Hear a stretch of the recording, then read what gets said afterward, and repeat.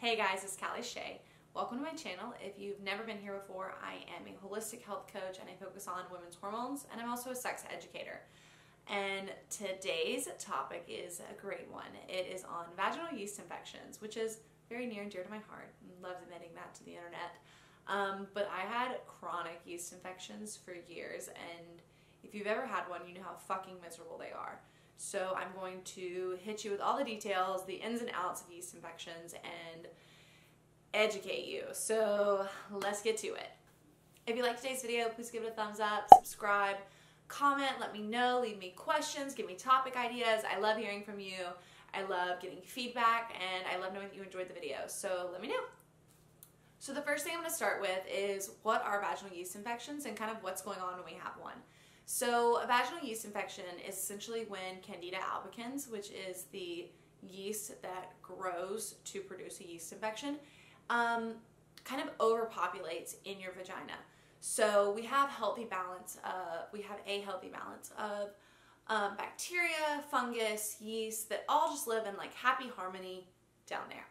But when things get out of whack, so we'll get into like why we get yeast infections. But when things get out of whack and something gets thrown off in the vaginal microbiome, and yeast is allowed to repopulate and grow very quickly, and it's kind of out of control, that's how we get a yeast infection.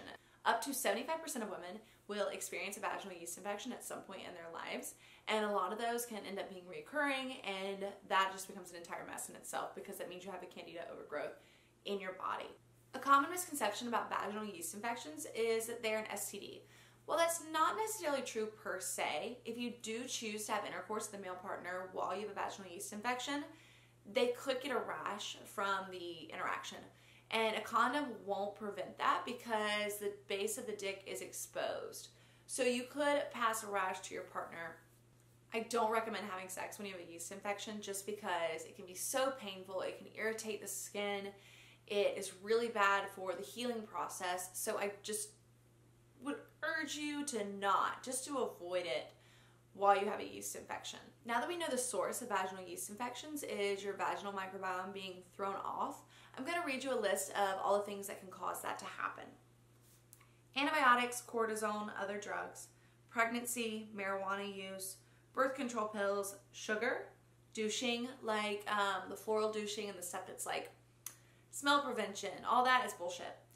Hormonal changes, blood, semen, diabetes, weak immune system, a reaction to another person's genital yeast and bacteria, thrush, and thrush is when, if you've ever seen someone stick their tongue out and they have a white coating, that coating is Candida or yeast on their tongue, and if they go down on you when they have that, it can kind of like throw off your bacteria with their bacteria and cause you to have a yeast infection. So in some of these situations, a vaginal yeast infection could be a one-off thing. Like you're responding to someone else's bacteria, you get a yeast infection in response to that, and you don't ever get it again. It doesn't bother you. A lot of these, though, are related to having poor gut health. So if you have a Candida overgrowth in your gut, it affects your gut health, which affects your immune system, which affects your ability to protect yourself from ongoing infections, and therefore you continue to have Candida overgrowth over and over again. Essentially, it doesn't really go away. It just kind of lives there, and you get these flare-ups. And when that happens, there's a lot you can do about it, and you have to heal your gut and your gut lining, and that's what, a lot of time leads to leaky gut, Crohn's disease, and that sort of thing. If you've never had a vaginal yeast infection before, the symptoms can be a bit confusing. Itching, burning, burning when you pee, burning when you have sex, painful sex, discharge that is clumpy and like cottage cheese-like. And a lot of those symptoms are related to STDs as well. So the biggest thing I can stress here is if you think you have a vaginal yeast infection but you don't have a history of getting them, is to go get tested and demand a swab from your doctor. I've heard of doctors looking and being like, doesn't look like a yeast infection. You can't fucking see that, doc. You gotta test it. So they just take a swab the vaginal mucus, send it off to testing. They do a culture on it, and then they'll get back with you with your results. That is the safest way to know that you definitely don't have an STD and that it is a yeast infection, and then you can handle it accordingly. If you do know that you regularly get vaginal yeast infections, you just know what they feel like. And I speak to that from experience because like I could almost, when I was getting them regularly, I could just be like, oh my God, I know what's coming. Like I can just feel it in my bones. It's the worst feeling ever. Honestly, I wouldn't wish it on my worst enemy. And maybe I'm being dramatic. Me? Dramatic? Never. But really, like, they suck, and it's just so uncomfortable. So if you do know you have one, it doesn't hurt to confirm it, but if you do know you have one, you do get reoccurring ones, you learn to pick up on the symptoms. How to get rid of them? The ultimate question, am I right? I've tried everything. I've literally tried everything. I did a blog post on this, and I shared a embarrassing story. I read on the internet that if I poured hydrogen peroxide into my vagina and let it sit there for 15 minutes, multiple times, like multiple days in a row, that it would get rid of my vaginal yeast infections. I was desperate, like absolutely desperate. And so let me explain to you how that worked. 15 minutes sitting with your, okay, and let me just, so the wall of my shower was here in my apartment. This is my body, right? I like had to like wiggle myself up till it gets the wall. I put towels all around my head and my back because like you're just supporting yourself up a wall and it's not comfortable by any means. And it's like I'm doing like a candlestick the whole time. And you're just kind of like holding hydrogen peroxide in your pussy for an extended period of time. Is not fun. It doesn't do anything. It doesn't help. So there's a couple different methods and trains of thought in regards to getting rid of vaginal yeast infections. And the first thing would be diflucan, and that's a prescription you would get from your OBGYN. You take it one, and then in 3 days, if you still have symptoms, you take a second one, and then it's gone. And it really does help. I typically am not one to rely on prescriptions just because I know, especially in this instance, that the root cause had nothing to do with like my vagina or the yeast. It was like what was going on internally with me. But sometimes when it's just like they become so painful or so unbearable or just so uncomfortable, like at some points when it would affect my sleep, I would take a diflucan just to get rid of it. And those things really work. They're great. I don't suggest relying on them because, again, it's not your vagina or the yeast's fault. It's what's going on internally that is causing this yeast to be able to continue to grow the way it does. So another option is a suppository, and that's basically just like a small, round, looks like a tiny tampon basically that you insert, and you can get like over-the-counter suppositories that are medicated. You can get herbal suppositories. You can get boric acid suppositories, probiotic suppositories. Sometimes your OBGYN or your medical doctor can prescribe probiotic and boric acid suppositories to be compounded and made.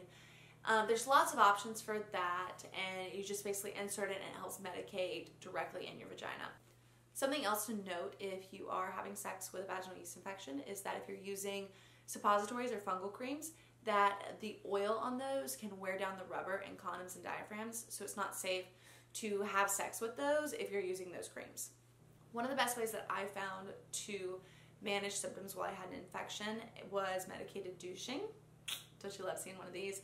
I said earlier that douching can contribute to yeast infections, and what I mean by that is like the summer's eve douches about the smell and to help clean. No, your vagina cleans itself. If it has a smell, that means there's something going on. That means that there's a bacterial imbalance or an infection or an STD or something. Your vagina doesn't just smell. So don't do that. Don't use that shit. That shit's bad for you, and it throws off your microbiome, and it's not good. This is sterile water, and then what you would use with this is some kind of medicated douche. So this is purely for medication purposes.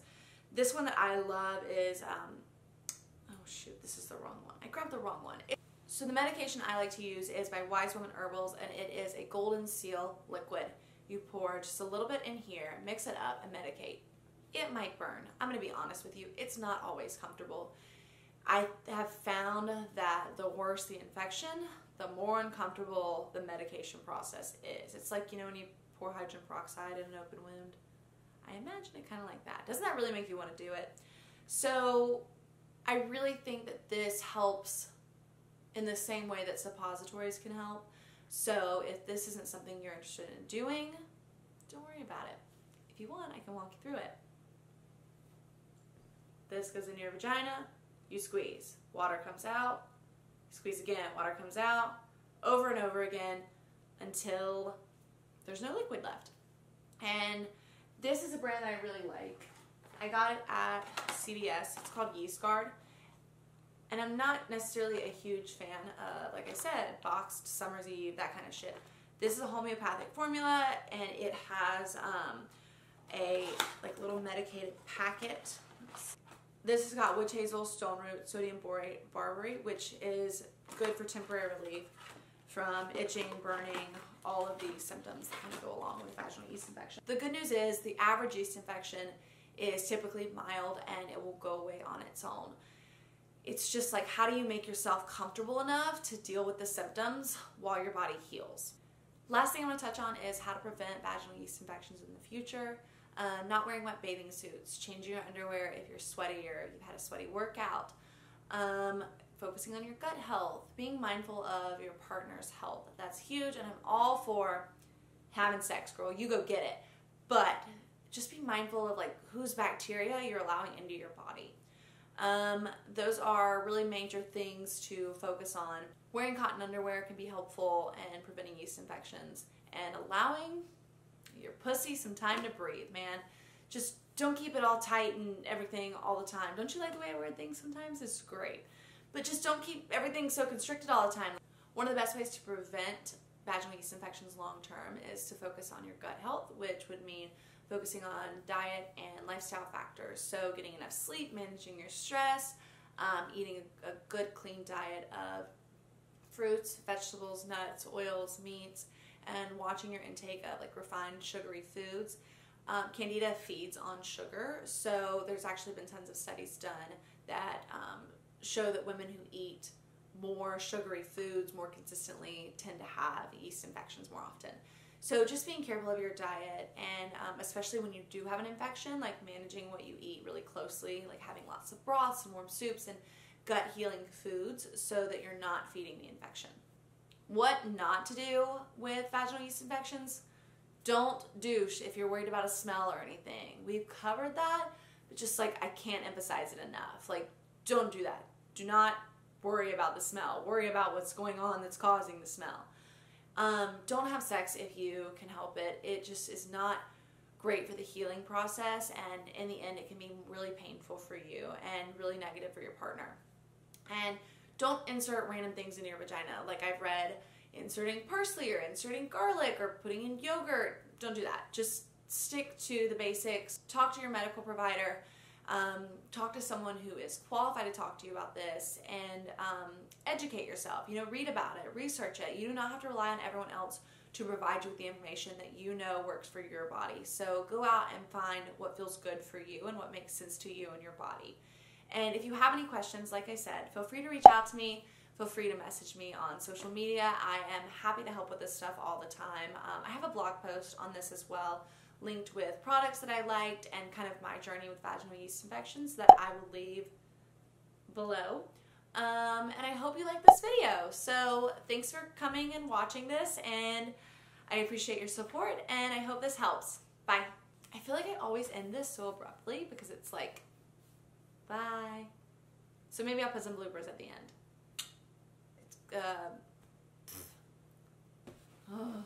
Now that we know the source.